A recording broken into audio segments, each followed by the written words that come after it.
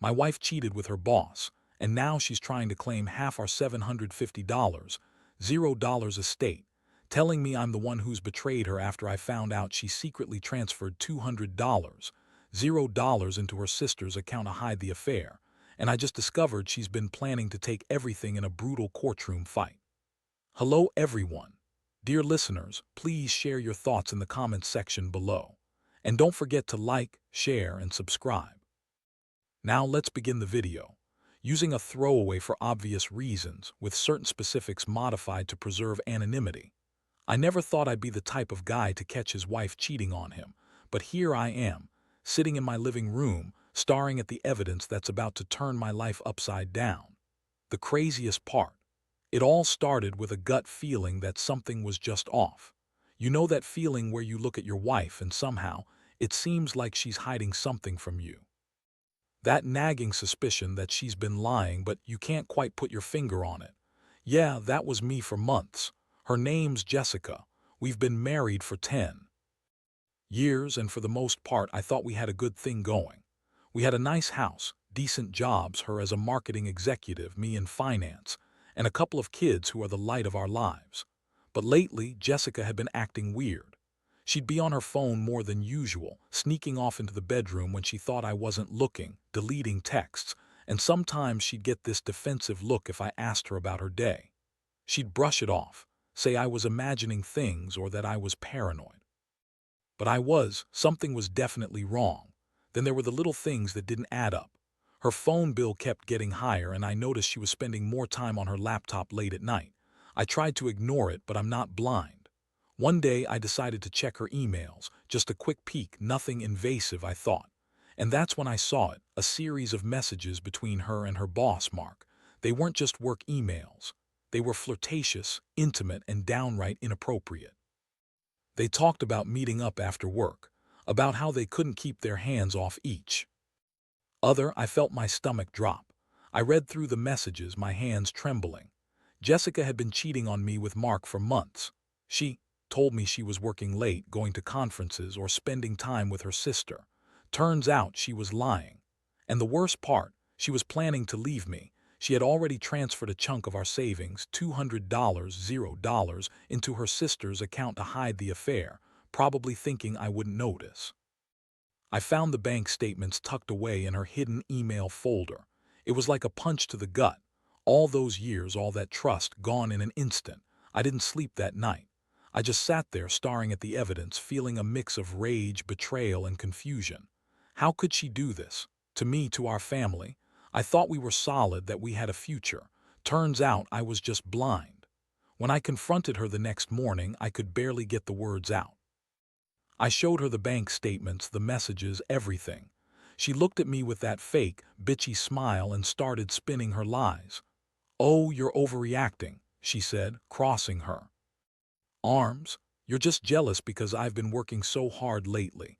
Mark's just a friend and you're making a big deal out of nothing." She had some excuse about how stressful her job was, how tired she was, how I wasn't paying enough attention. But I knew better. I saw the truth in her eyes. She was caught and she knew it. The anger boiled inside me. I felt like I was drowning in a sea of betrayal. This wasn't just about the affair anymore. It was about her trying to manipulate the situation, trying to turn everything around on me. She's always been a bitchy woman, demanding, controlling, quick to lie. And now she was trying to make me look like the bad guy. But I wasn't buying it. I was hurt, yes, but also furious. I'd given her everything, my time, my love, my trust, and she threw it all away for some guy at her work. As I sat there staring at the evidence, I realized I had a decision to make. Do I fight for this marriage and try to forgive her? Do I just walk away? Or do I do something more calculated? I'm not a violent guy. But I knew I had to make her pay for what she'd done. This wasn't going to end with her walking out the door, claiming she was the victim. No, I was going to make sure she knew exactly what she'd lost. That night, I started planning. I needed to get my head straight, figure out my next move. I knew she'd be trying to spin her story, trying to convince everyone she was the innocent victim. But I wasn't going to let her get away with it. I wanted her to feel the weight of her betrayal. I wanted her to know that I wasn't going to let her walk all over me.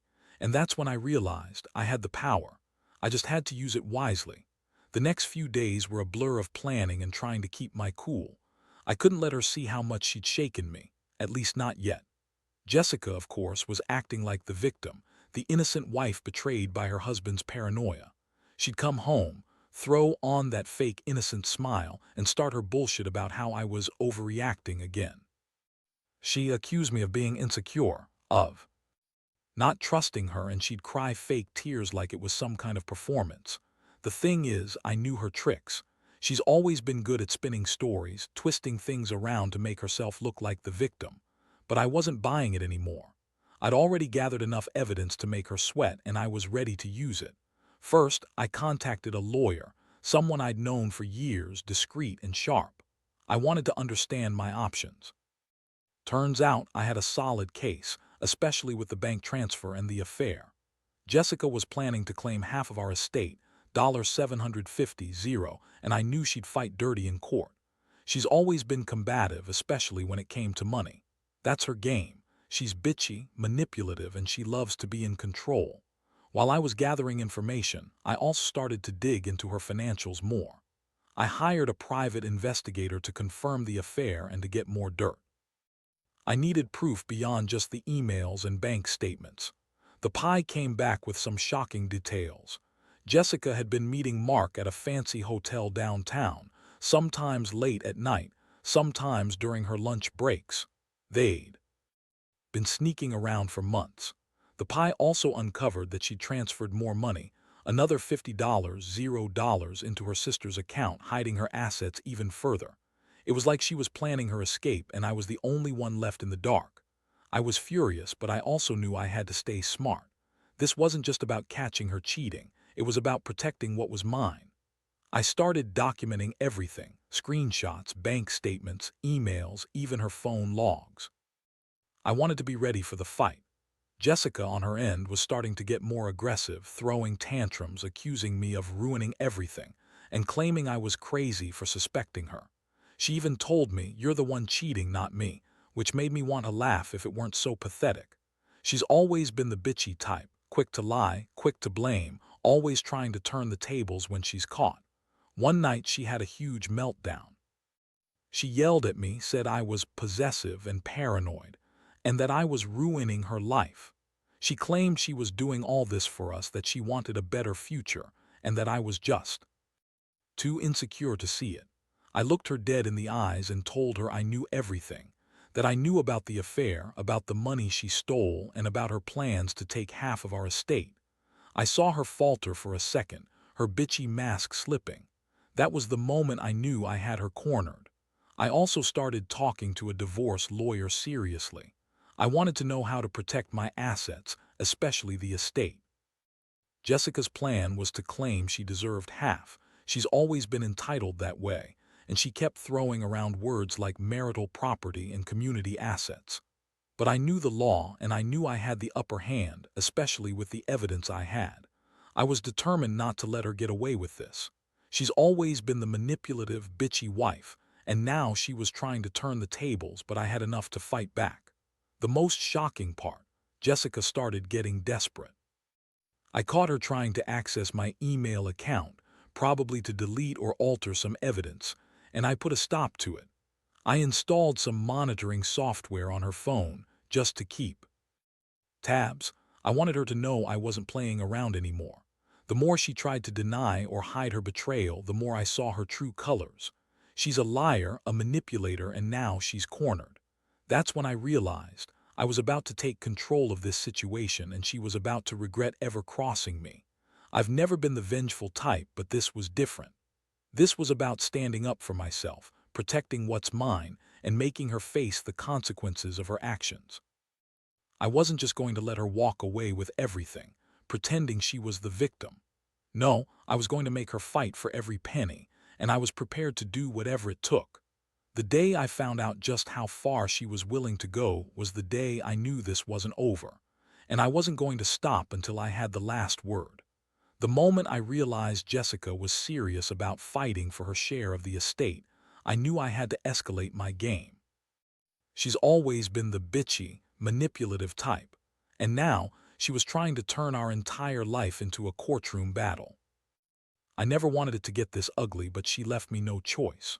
Her plan was clear: claim half of everything, our house, savings, investments, everything we built together, and she was ready to go to war over it. And honestly, I was starting to see just how far she'd go to get what she wanted. I started preparing for the inevitable legal fight. I hired a top-notch attorney, someone I trusted, someone who knew the ins and outs of family law, and I laid everything out on the table. The evidence was stacking up: her affair with Mark, the secret transfers of money, her attempts to hide assets. I had screenshots of her flirtatious texts, the hotel receipts from her meetings with Mark, and detailed bank statements showing the money she'd moved around. I knew she'd try to spin it as innocent, but I wasn't going to let her. I wanted her to face the truth. Jessica, for her part, was losing her mind. She started throwing tantrums, yelling at me that I was ruining her life, that I was crazy for spying on her, and that I was just jealous because she was successful and I was. She'd scream about how she deserved more, how she'd sacrificed so much for our family, and how I was just a jealous, insecure husband. But I could see right through her bullshit.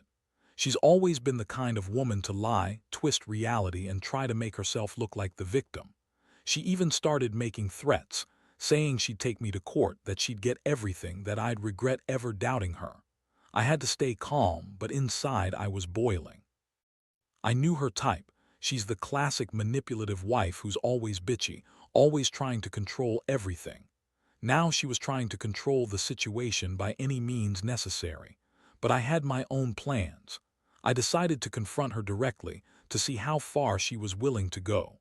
One night, I sat her down and showed her all the evidence I'd collected. Her face twisted into a scowl as I laid it out. She tried to deny everything at first, claiming I was making it all up, but I had her cornered. I told her I wasn't going to back down, that I'd fight her in court if that's what it took. Her bitchy attitude turned into anger, and she spat back. "You're the one cheating, not me. You're the one betraying our vows." I just looked at her and said, "You're the one sneaking around, hiding money, and lying to my face. Don't pretend you're the victim here." That was the night I realized how far she'd go to cling to her illusion of control. She's always been bitchy, demanding, and quick with the lies. She's the type who'd stab you in the back and then cry crocodile tears when caught. Now she was trying to turn the situation around to make me look like the bad guy. But I knew the truth, and I wasn't going to let her manipulate her way out of this. I started talking to my lawyer about the best way to protect my assets. We discussed filing for legal separation, freezing accounts, and making sure she couldn't just walk away with everything. I also planned to get a court order to prevent her from selling or transferring any more assets. I knew she'd try to hide more money, so I hired a forensic accountant to dig into her financials even deeper. The more I uncovered, the more I saw how she'd been planning this for months, maybe even years. Jessica's response was to get even more bitchy, accusing me of trying to ruin her and claiming I was just jealous of her success. She'd scream about how I was the real betrayer, that I'd been unfaithful in my own way. I just kept my cool. I knew her game. She's always been good at playing the victim, even when she's the one in the wrong, but I wasn't falling for it anymore. I'd seen her true colors, and I was ready to fight for what's mine. I realized I had to be prepared for a brutal legal battle. Jessica's attitude was getting worse, and I could tell she was desperate. She's always been the bitchy, entitled type, but now she was showing her true manipulative side. I wasn't going to let her get away with it. I had my evidence, my lawyer, and a plan. The fight was coming, and I knew it wasn't going to be pretty. But I also knew I'd come out of it stronger. I had to, because if I didn't stand up now, she'd take everything I worked for, and I wouldn't let that happen. The courtroom. Preparations turned into a full-blown war, and Jessica was pulling out all the stops. She was relentless, using every bitchy, manipulative trick in her playbook. Her attorney was aggressive, trying to paint me as the unfaithful husband, the jealous, paranoid type. But I had the evidence, and I made sure it was airtight. I knew this wasn't just about money anymore. It was about dignity, about protecting what little trust I had left. Jessica's strategy was to spin everything, accuse me of infidelity, claim I'd been abusive, and try to make herself look like the wronged wife. She'd go on about how I was possessive and controlling, how she needed her independence and deserved half of everything because she was married to me for so long. Her bitchy attitude was on full display. She'd throw nasty looks, sneer at me in court, and try to manipulate the judge with her fake tears and false accusations. I stayed calm, collected, and focused. I had documents to prove her lies, the bank transfers, the secret emails, the hotel receipts. I even hired a private investigator to follow her during the court proceedings, just to make sure she wasn't trying to hide or destroy any evidence. The more she pushed, the more I saw her desperation. She's always been the bitchy type who'd lie and cheat her way through life, and now she was trying to do it in court. One day, during the hearing, she tried to claim I was the one cheating, that I'd been unfaithful during our marriage. I couldn't believe what I was hearing. I looked her dead in the eyes and told the judge about her affair with Mark, how she transferred money into her sister's account to hide her assets, and how she'd been planning to take everything, our house, our savings, our future. The courtroom was tense. Everyone could see she was losing her composure. Jessica's face turned red. She started to sputter, trying to deny everything, but I had the evidence. I presented detailed bank statements, text messages, hotel receipts, and even the Pie's report. The judge looked at her with a mixture of disbelief and contempt. Jessica's bitchy mask cracked. Her lies unraveled one after another. She tried to argue that she deserved half because she'd sacrificed so much, but the law was clear. This wasn't about who was more entitled, it was about who was honest, who had the proof.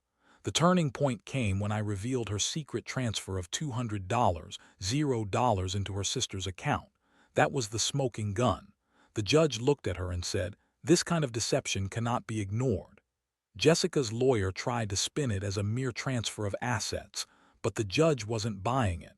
I saw her bitchy attitude fade for a moment, replaced by pure rage. She was losing control. Throughout the trial, Jessica kept trying to undermine me, calling me jealous, paranoid, and abusive. But I had the facts. I knew her game. She's always been the manipulative, bitchy wife who'd lie, cheat, and steal her way through life. Now she was trying to do it in court, but I wasn't going to let her. I could see her desperation, how she was trying to cling to her illusion of control, but I had the upper hand. Her lies were crumbling, and the judge was starting to see through her. As the proceedings went on, I felt a strange mixture of relief and anger. Relief because I finally had the truth on my side, and anger because she'd spent years betraying me, lying to my face, trying to take everything I worked for. I kept thinking about all the times she called me insecure or accused me of cheating, when it was clearly her all along. That bitchy attitude, her manipulations, her constant lies, they all came crashing down in that courtroom. By the end of it, I knew the judge was leaning in my favor. The evidence was just too strong. Jessica's plan to claim half the estate was falling apart. But I also realized something deeper, how much this betrayal had broken me, how her bitchy, manipulative nature had poisoned what I thought was a solid marriage. I'd never thought I'd be in this position, fighting to protect my life from someone I once loved. But here I was, ready to fight for what's rightfully mine. And honestly, I was just glad it was finally over. The final days of the court battle felt like an emotional roller coaster. Jessica's bitchy, manipulative side was on full display, but I knew I had the truth and the evidence to back me up. The judge was scrutinizing every detail, and I could see the cracks forming in her facade. She'd been trying to paint herself as the wronged wife, the victim of my paranoia, but the facts didn't lie. I stayed calm, confident in what I had presented, knowing that justice was on my side. Jessica's lawyer kept trying to spin her narrative, claiming she was just a hardworking woman, that her affair was a temporary lapse, and that she deserved half because she'd sacrificed so much. But I interrupted her many times, presenting the bank transfer, the hotel receipts, and the private investigator's report. I wanted the court to see her for what she was, a manipulative, entitled bitch who'd lied and cheated her way through life. I could feel her frustration mounting. her bitchy attitude turning into outright rage when she realized her lies weren't working anymore. One of the most crushing moments was when the judge looked directly at her and said, "Mrs. Johnson, your actions have demonstrated a pattern of deception and manipulation. The court cannot ignore your attempts to hide assets and your infidelity." Jessica's face twisted into a sneer, but I could see the defeat in her eyes. She'd lost her grip on the illusion that she could control everything. And she was furious. Throughout the hearing, I kept thinking about how betrayed I felt. All those years of trust shattered by her lies. She'd always been the bitchy, entitled wife, demanding everything she thought she deserved. Now she was trying to take everything, our house, our savings, our future, by lying and scheming. It was a brutal reality, but I refused to let her win. When the judge finally announced the ruling, awarding me sole possession of the estate with her being awarded only a fraction of what she tried to claim, I felt a huge weight lift off my shoulders. Jessica's bitchy attitude was replaced with pure fury. She stormed out of the courtroom, yelling about how she'd fight me in court forever, how I'd regret this. But I knew better. I knew I'd done everything I could to protect myself and what was mine. In the aftermath, I finally had some peace. The legal battle was over and I had the upper hand, but the emotional scars remained. I realized how deeply her betrayal had cut, how her manipulative, bitchy nature had poisoned what I believed to be a marriage built on trust. I felt a strange sense of relief, finally. I could start healing, but also a profound sadness. I'd lost the woman I thought I knew. The woman I loved was gone, replaced by someone who had lied and schemed her way to get what she wanted. Now I'm rebuilding my life. I've moved out of the house, started therapy to deal with the emotional fallout, and I'm learning to trust again, but slowly. I want others to know, if you're in a similar situation, don't ignore the warning signs. Trust your instincts, gather your evidence, and don't be afraid to fight for what's rightfully yours. Betrayal cuts deep, but in the end, truth and integrity will always come out on top. Jessica's bitchy, manipulative ways couldn't hold up against the facts, and I'm finally free from her toxic grip. Looking back, I honestly don't know how I managed to keep it together through all of this. The betrayal, the lies, the manipulations, it was like living in a nightmare I couldn't wake up from. Jessica's bitchy, entitled attitude made everything worse. She was the kind of woman who'd throw a tantrum over the smallest things, then turn around and lie her way out of trouble.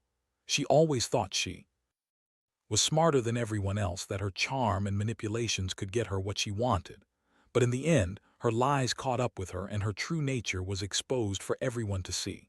One thing I learned is how dangerous it is to ignore those little warning signs. The sneaky texts, the secret transfers, the late nights.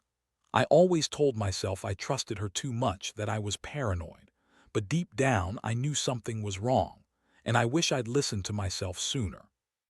Her bitchy attitude, her quick temper, her tendency to lie and manipulate, those weren't just personality quirks, they were red flags. I should have seen it coming, but I was blinded by love and the hope that she'd change.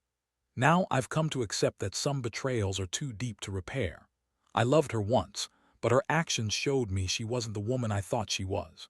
She's a manipulative, entitled woman who thought she could get away with anything because she was the wife, because she was successful. But the truth is, her success was built on lies and deception, and eventually that all crumbled. I fought tooth and nail to protect what was mine, and I finally succeeded.